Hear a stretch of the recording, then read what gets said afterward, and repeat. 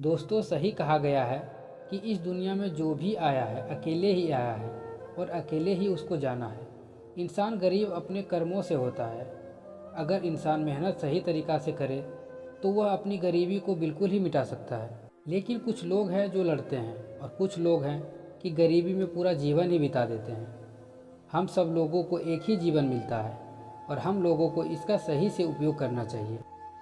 एक बार की बात है, पेतवालिया गांव में एक मजदूर रहता था और वह बहुत ही आराम से अपना जीवन जी रहा था। उसको कुछ भी टेंशन नहीं था कि मेरा और मेरे परिवार का क्या होगा। वह जितना ही कमाता था उतना ही खर्च कर देता था। कभी भी अपने आने वाले दिनों के लिए या अपने बच्चों के लिए एक भी रुपया नहीं बचाता था। एक दिन की बात है, वह मजदूर बहुत ही बीमार पड़ गया और उसको इलाज कराने के लिए बड़ी मुश्किल से घरवाले ने पैसा इकट्ठा किया। लेकिन इसके बाद भी वह ठीक नहीं हुआ और बीमार होने लगा और पैसे ना होने की वजह से वह मर गया।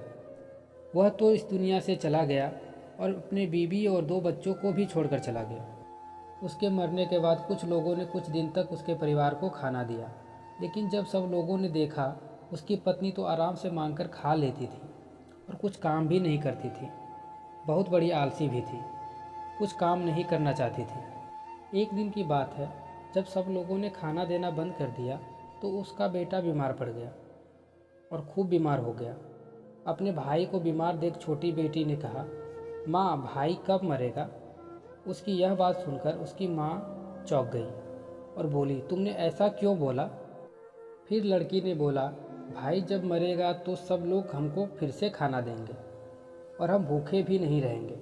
लड़की की यह बात सुनकर उसकी माँ की आंखों में आंसू आ गए और वह उसी दिन से अपने बच्चों के लिए काम करने लगी और उनका बहुत ज़्यादा ध्यान देने लगी। दोस्तों, इस कहानी में आपको यही बताया गया है कि अगर वह औरत मेहनत करती और कुछ काम करती तो अपने परिवार को भी बचा लेती, लेकिन उसने ऐसा नहीं किया।